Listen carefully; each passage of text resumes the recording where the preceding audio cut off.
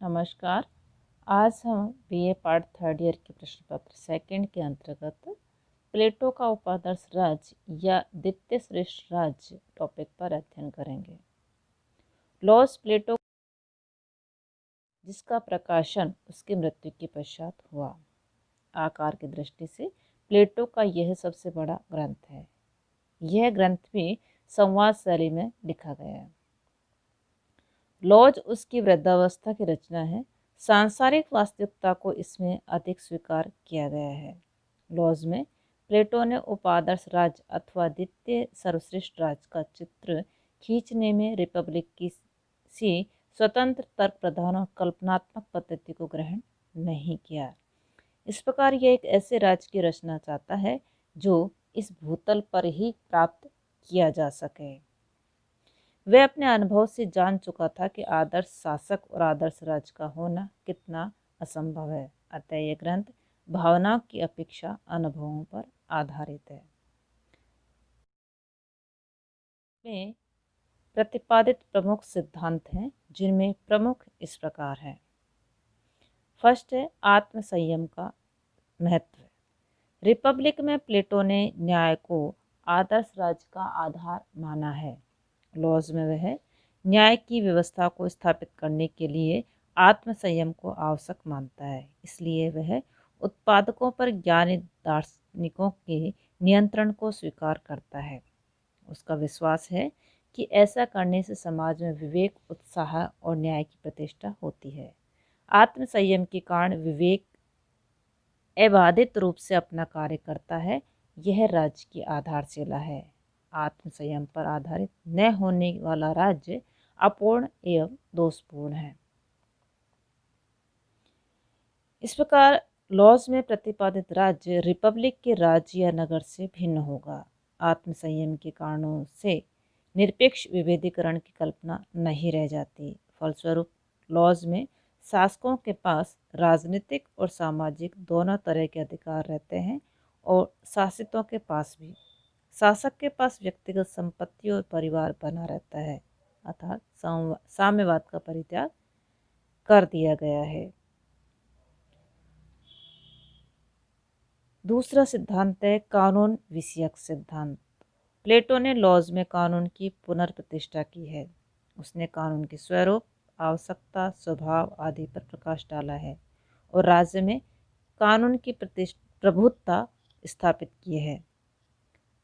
Republic का आदर्श राज्य एक ऐसा शासन है जो कुछ विशेष ऐसे प्रशिक्षित व्यक्तियों द्वारा संचालित होता है जिन पर किन्हीं सामान्य विनियमों का कोई अंकुश नहीं होता है, जबकि लॉज के राज्य में कानून की स्थिति सर्वोच्च है तथा शासक और शासित दोनों ही उसके अधीन रहते हैं। प्लेटो द्वारा कानून की पुनर्स्थापना निश्चित ही एक महत्वपूर्ण परिवर्तन है। वह समझ चुका था कि दार्शनिक राजा अथवा आदर्श शासक का पृथ्वी पर मिलना दुर्लभ था। इसलिए समाज में व्यवस्था बनाए रखने के लिए किसी ऐसे स्वर्णिम सूत्र की आवश्यकता है जो मनुष्यों को एकता के सूत्र में बांध सके और उन्हें कर्तव्यों का भान कराता रहे।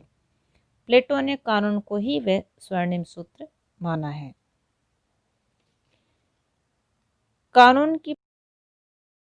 प्लेटो ने कानून को पुनर्स्थापना की है, वह आज के कानून से भिन्न है। कानून से तात्पर्य प्लेटो के अनुसार मानव व्यवहार की ऐसे सिद्धांतों से है जो बुद्धि ग्राह्य हो। उसके अनुसार कानून का ध्येय शासन एवं समाज को दृढ़ता के लिए व्यवहारिक आधार प्रदान करना है।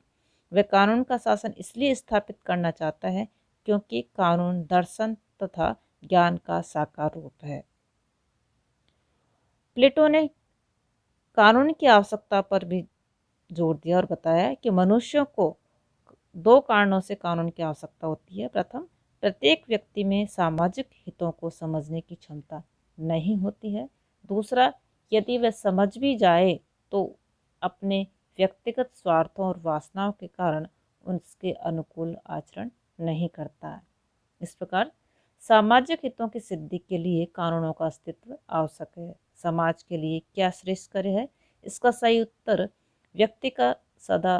व्यक्ति सदा नहीं दे सकते। अतः उन्हें कानून का सहारा लेने की ज़रूरत है, क्योंकि कानून समस्त समाज के ज्ञान और अनुभव का तथा मानवता से अपने आप को पशुता के ऊपर उठाने के युग युगांतर प्रयास की अभिव्यक्ति है। मनुष्य वासनाओं के वशीभूत होकर सामाजिक हितों के विरुद्ध कार्य करता है। कानून मनुष्य को ऐसे कार्य करने से रोकता है, अतः बुद्धि के इस पवित्र बंधन का सदैव पालन होना चाहिए।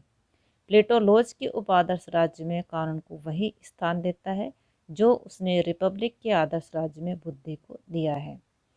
लॉज के राज्य में बुद्धि कानून का मूर्त रूप धारण करती है।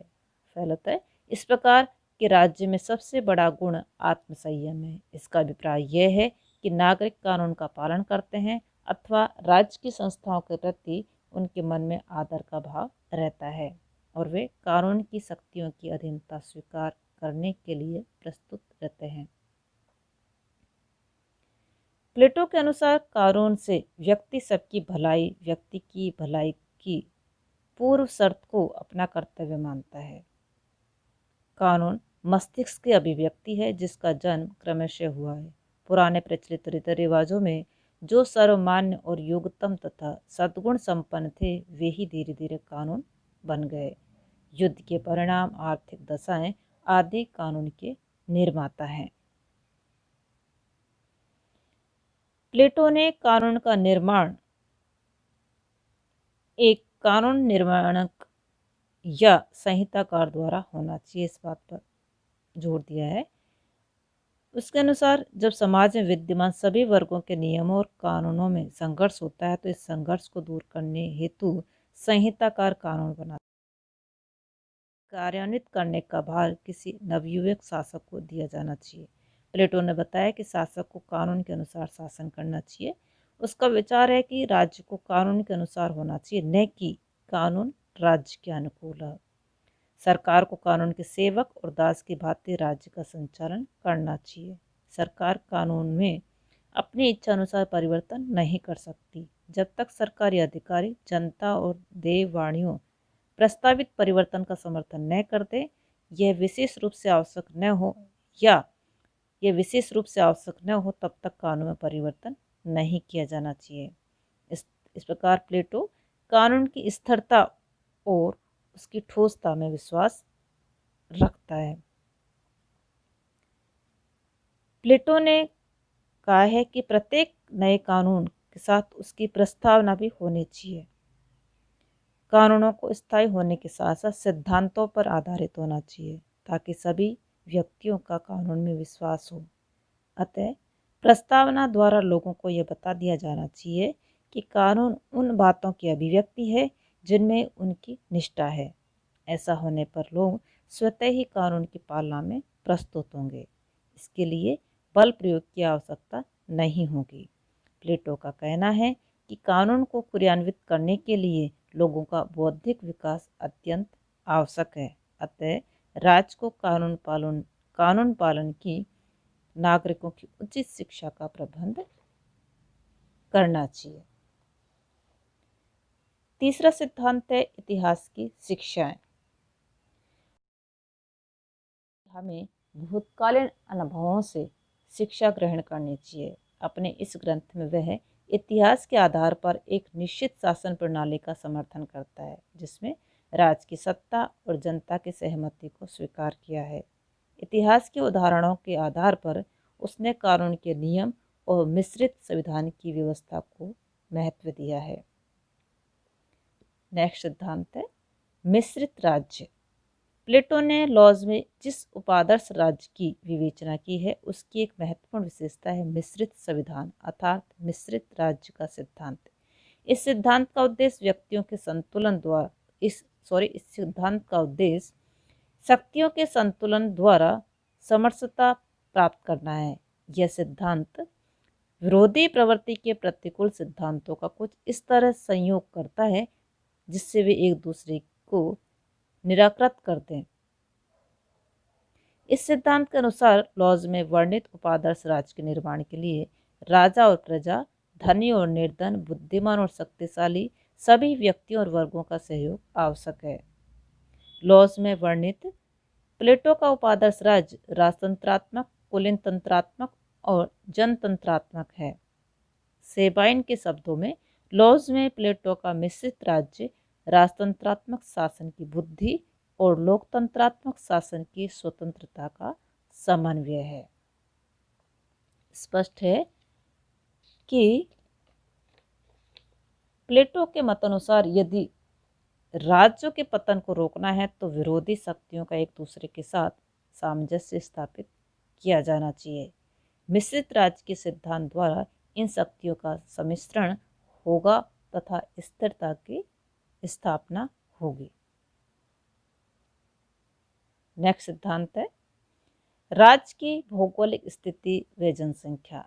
प्लेटो ने अपने उपादर्श राज्य की काल्पनिक भौगोलिक रूपरेखा खींची है। उसका मत है कि राज्य सागर तट से पर्याप्त दूर होना चाहिए, क्योंकि सागर तट के निकट होने से विदेशी व्यापारियों की उस पर सदैव ही नज़र गिद्ध दृष्टि लगी रहेगी और रक्षा के लिए राज्य को बहुत सैनिक व्यय करना पड़ेगा।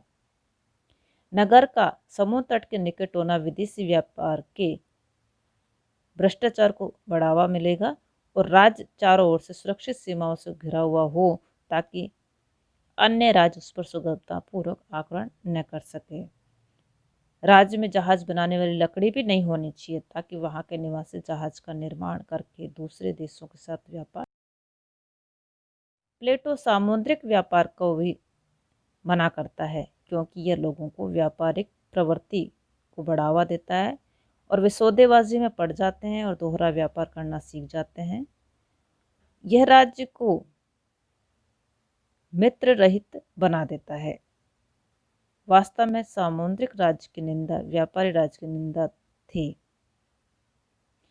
प्लेटो नौसेना जल सैनिकवाद को स्थल सैनिकवाद से भी खराब मानता है। प्लेटो के अनुसार राज्य कृषि प्रधान होना चाहिए, क्योंकि राज्य को आत्मनिर्भर रखना आवश्यक है। वह राज्य की जनसंख्या एक निश्चित निर्धारित करता है। उसके अनुसार राज्य की जनसंख्या 5040 होनी चाहिए। प्लेटो के मतानुसार राज्य को ऐसे नियम बनाने चाहिए कि उसकी जनसंख्या न तो 5040 से अधिक हो, न ही इससे कम। उपादर्श राज्य की भूमि उपजाऊ हो और उसका क्षेत्रफल काफ़ी अधिक होना चाहिए ताकि जनता स्वस्थ और सुखी रहे। थैंक्स। आगे के सिद्धांत हम नेक्स्ट वीडियो में करेंगे।